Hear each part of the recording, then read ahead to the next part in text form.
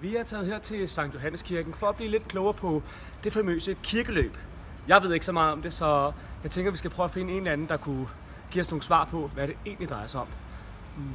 Ham der måske? Hey, det er dig. Må vi spørge dig om noget? Du ligner en, der ved noget om kirkeløbet. Er det korrekt? Det kan I tro, jeg gør. Hej børn. Mit navn det er Stefanos Konstantinopoulos, og jeg vil fortælle jer lidt om kirkeløbet her på Johannesgården. Det er sådan, at kirkeløbet det er et meget berømt og meget gammelt traditionelt løb, som blev løbet første gang helt tilbage i det antikke Grækenlands tid, hvor det faktisk var en del af det oprindelige olympiske program. Ja, jeg stopper dig lige en gang, for det tror jeg ikke er helt rigtigt. Vil du fortælle lidt mere om, hvordan kirkeløbet har været her på fritidshjemmet de sidste 6-7 år? Ja, det kan jeg også godt gøre. Det er sådan, at hvert år her på Johannesgården, så prøver børnene at løbe fra et sted i verden til et andet sted i verden. Sidste år gik turen fra Zagreb i Kroatien til Prag i Tjekkiet. Og i år fortsætter turen så fra Prag til Amsterdam i Holland. Men kan der overhovedet lade sig gøre at løbe hele vejen fra Prag til Amsterdam? Det er noget, vi leger. Vi skal løbe rundt om kirken, og så ser vi, hvor langt vi egentlig kan nå. Og hvis vi når i mål, så fejrer vi det med en fest og en masse god mad. Og hvor langt er der egentlig rundt om kirken? Ja, ved I hvad? Det kan vi jo lige vise nu.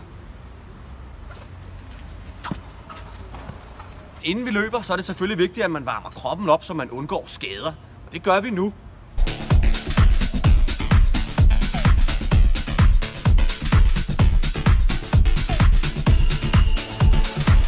Nu er min krop varmet godt op, og så er jeg klar til at løbe hele vejen rundt om kirken.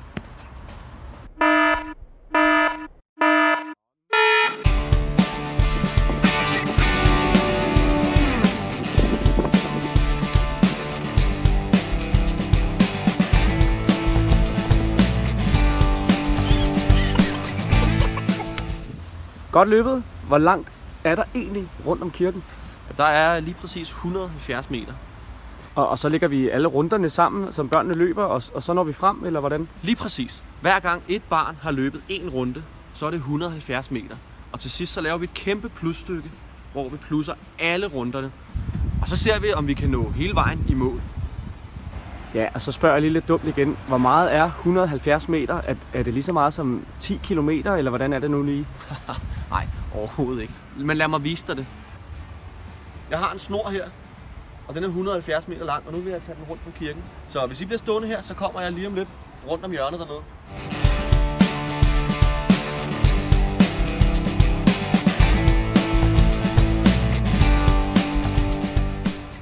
Og nu har vi samlet de to snore, og så har vi simpelthen en snor, der er 170 meter lang.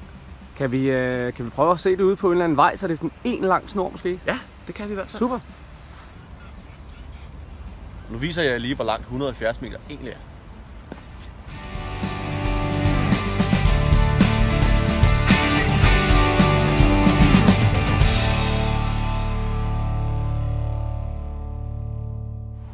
Det var 170 meter. Jeg håber virkelig, I har lyst til at hjælpe os med at løbe i mål. Godt løb!